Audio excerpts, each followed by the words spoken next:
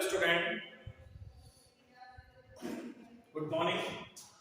हमने कल आपको नेक्स्ट जो वीडियो हमारी प्रीवियस वीडियो है उसमें हम आपको मॉरुला ट्रोफोब्लास्ट के बारे में बता चुके थे।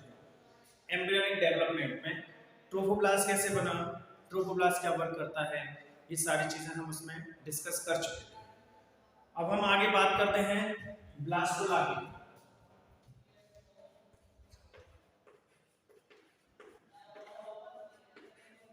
ब्लास्टुला, तो हम ब्लास्टुला की इसमें बात कर रहे हैं।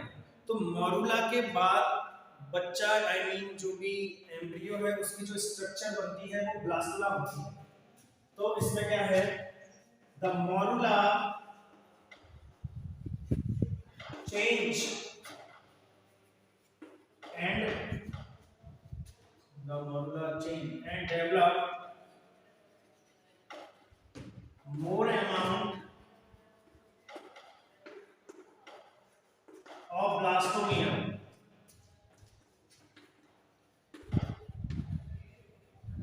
called blastula। तो मॉरुला चेंज होता है और ब्लास्टोमियर मोर अमाउंट में बनाता है, उसको ब्लास्टुला कहते हैं। इसमें क्या होता है, इसमें 1 2 3 4 5 6 7 8 9 10 11 12 13 14 15 16, इसमें हमारी 8 से 16 सेल स्ट्रक्चर थी जो हमने इसको मॉरुला कहा। उसके बाद हम जानते हैं कि एक ऊपर एक स्ट्रक्चर बन गई थी जिससे न्यूट्रिशन प्राप्त करता है शिशु, जो एम्ब्रियो है वो न्यूट्रिशन प्राप्त करता है। इस वाली लेयर को हम ट्रोफोब्लास्ट कहते हैं। ट्रोफोब्लास्ट, इसके ऊपर ज़ोना पेलोसिटा की कवरिंग प्रेजेंट थी। ये ज़ोना पेलोसिटा की कवरिंग है, इसके ऊपर जो लग गई ज़ोना पेलोसिटा।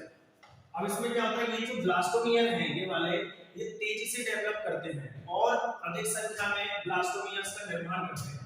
तो ये क्या करते हैं, कुछ इस तरह से इकट्ठे हो जाते हैं। इधर ये पूरी भर जाते हैं ब्लास्टोमियर, इस तरह से सारे ब्लास्टोमियर ऊपर की तरफ भर जाते हैं। इस भरी हुई स्ट्रक्चर को ब्लास्टुला कहते हैं। ऊपर जो आपको दिख रहे हैं इनको हम ब्लास्टोमियर कहते हैं, और जो नीचे है ये है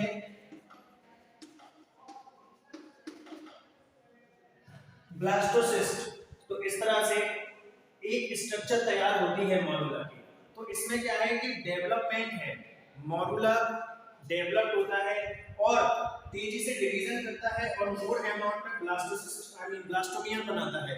तो ब्लास्टोमियर जब बनाता है तो ब्लास्टोमियर ऊपर की तरफ अरेंज हो जाते हैं, जिससे नीचे एक फ्लूइड फिल्ड कैविटी शेष रह जाती है। इस फ्लूइड फिल्ड कैविटी को ब्लास्टोसिस्ट कहते हैं। ये फ्लूइड फिल्ड कैविटी बहुत सारी संख्या में आगे ब्लास्टोमियर को बनाने में मदद करेगी और इस कैविटी में भरे हुए जो एंजाइम्स हैं या भरे हुए जो भी न्यूट्रिशनल वैल्यू है वो ब्लास्टोमियर को मिलती रहेगी और ब्लास्टोमियर तेजी से डेवलप करते रहेंगे। इस प्रकार ब्लास्टुला का निर्माण होता है। उसके बाद हम जानते हैं कि the zona pellucida occurs in blastomere, blastula. तो ज़ोना पेलोसिटा ब्लास्टुला की फॉर्मेशन के समय भी बनी रहती है, ये ब्रेक नहीं होती। ये ब्रेक होती है गैस्ट्रुलेशन की फॉर्म में, क्योंकि 10th क्लास में बहुत छोटे-छोटे टॉपिक हैं, ये ज्यादा बड़ा नहीं है। तो आप इस चीज को अपनी कॉपी में भी नोट कर सकते हैं। उसके बाद नेक्स्ट हेडिंग जो आती है वो बहुत इंपॉर्टेंट है, उसमें से पेपर में क्वेश्चंस आते हैं। उसको हम कहते हैं गैस्ट्रुला। ये गैस्ट्रुला है। तो गैस्ट्रुला एक इंपॉर्टेंट फॉर्मेशन है। इसमें क्या होता है, द 3 जर्मिनल लेयर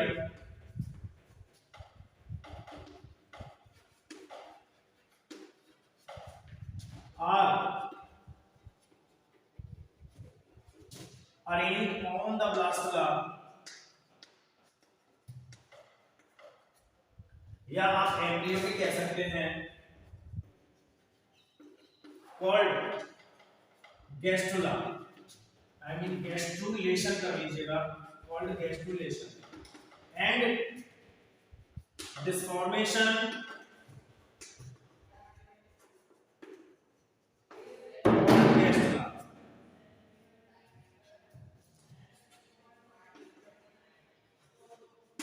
ठीक है, आप जब हम देख रहे हैं कि एम्ब्रियो के ऊपर जब 3 जर्मिनल लेयर का निर्माण हो जाता है तो उन 3 जर्मिनल लेयर के बाद ब्लास्टुला गैस्ट्रुला में कन्वर्ट हो जाता है। तो ये 3 जर्मिनल लेयर कौन कौन सी हैं, उनके बारे में बात कर लेते हैं। पहली है एक्टोडर्म, दूसरी है मेसोडर्म और तीसरी है एंडोडर्म। ये 3 जर्मिनल लेयर बन जाती है। तो इन 3 जर्मिनल लेयर के बनने के बाद वो चीज गैस्ट्रुला बन जाती है।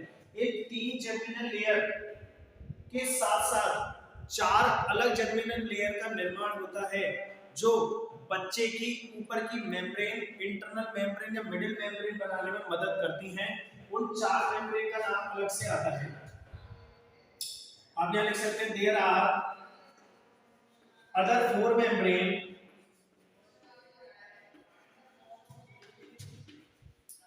formed during gastrulation। तो आपके गैस्ट्रुलेशन के समय 4 मेम्ब्रेन और बन जाती हैं। उन 4 मेम्ब्रेन का यहाँ नाम है कोरियन, दूसरा है एमनियन, तीसरा है योगसैक और फोर्थ है एलेंटॉइड्स। तो इस तरह से ये 4 लेयर बन जाती है। ये 4 लेयर जो भी एम्ब्रियो डेवलप कर रहा है उसके डेवलपमेंट में मदद करेंगी और एक नए प्रकार के एम्ब्रियो का निर्माण करेंगे। तब वो एम्ब्रियो फीटस में कन्वर्ट हो जाता है। फीटस माने कंप्लीट बच्चा, जब मां के गर्भ में बच्चा पूर्ण रूप से कंप्लीट बन जाता है उस स्ट्रक्चर को हम फीटस कहते हैं। तो फीटस का निर्माण करती है, एम्ब्रियो फीटस में कन्वर्ट कर देती है। अब मैं आपको बता दूं, ये जो आपको एक्टोडर्म नजर आ रही है, एक्टोडर्म का काम होता है जो भी बच्चा बन रहा है मां के गर्भ में उसकी आउटर कवरिंग का निर्माण करना।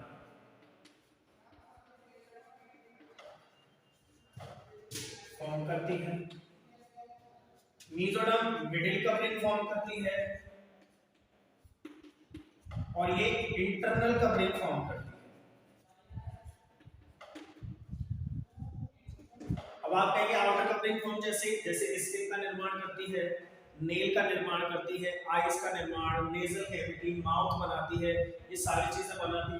मेसोडर्म ब्लड वेसल्स बनाती है, epithelial tissues, plasma membrane, adipose tissues, ये सारे हम मेसोडर्म करने का काम करते हैं। एंडोडर्म ये हमारी इंटरनल ऑर्गन है, स्टमक है, लिवर है, पेनक्रियाज है, इंटेस्टाइन है, ये सारी चीजें बनाने का काम करती हैं। तो इस तरह से ये गैस्ट्रुला का निर्माण हो जाता है। यदि हम गैस्ट्रुला देखें तो गैस्ट्रुला हमको कुछ इस तरह से मिलता है। ये सारी चीजें आपको अपनी कॉपी में नोट करनी है। वीडियो से देखकर आप इनको अपनी कॉपी में नोट कर सकते हैं। वीडियो में आपको सारा डाटा दिया जाता है।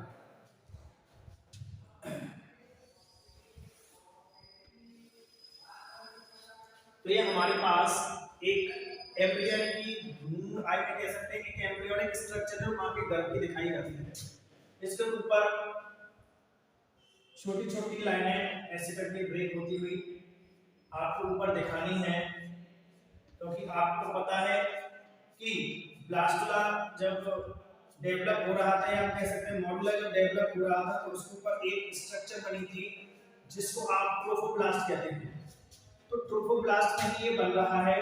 तो ट्रोफोब्लास्ट कुछ इस तरह से हो जाती है जो बच्चे को तेजी से न्यूट्रिशन प्रोवाइड कराएगी।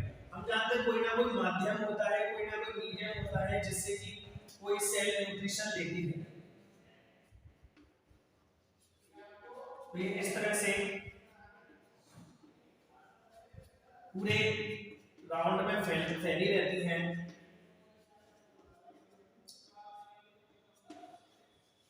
अब आपको ये वाली जो तीन है इधर की 1 2 3 4, ये वाली जो लेयर है या आप ऊपर वाली 4 लेयर ले सकते हैं, इनको आपको थोड़ा बड़ा बनाना है जो प्लेसेंटा का निर्माण करती है।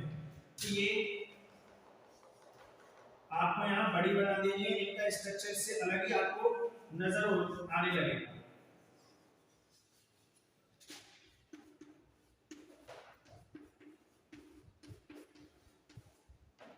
ये कुछ इस तरह से लेयर बन जाता है। ये अब सिर्फ ट्रोफोब्लास्ट बना रहे हैं, अभी हमने इसमें कुछ नया नहीं किया, बस आपको ट्रोफोब्लास्ट की वेसल्स टाइप की बना देनी है, विलाइस कहलाती है। जैसे स्मॉल इंटेस्टाइन में माइक्रोविलाई होती है, ऐसे इसमें भी माइक्रोविलाई स्ट्रक्चर बनती है।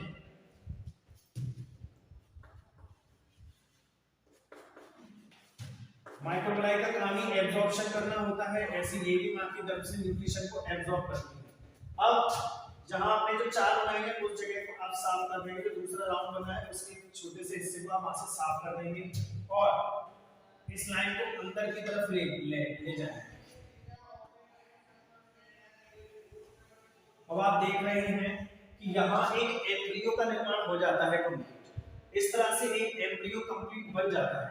इसमें ये स्ट्रक्चर ऐसे जुड़ी रहती हैं और इन स्ट्रक्चर से जुड़ा हुआ एक कैनाल जाता है जो प्लेसेंटा से आगे की तरफ जुड़ेगा। तो ये जो आपको नजर आ रही हैं इनको कहते हैं ट्रोफोब्लास्टिक कोरियोनिक विलाई। जैसे स्मॉल इंटेस्टाइन या लार्ज इंटेस्टाइन में माइक्रोविलाई होती है, ऐसे इसमें ट्रोफोब्लास्टिक कोरियोनिक विलाई होती है। तो ये वाली जो लेयर है वो ट्रोफोब्लास्ट हो गया, इसको कोरियन कहेंगे यानी बाहर वाली लेयर है, इसको एम्नियन कहेंगे, इसको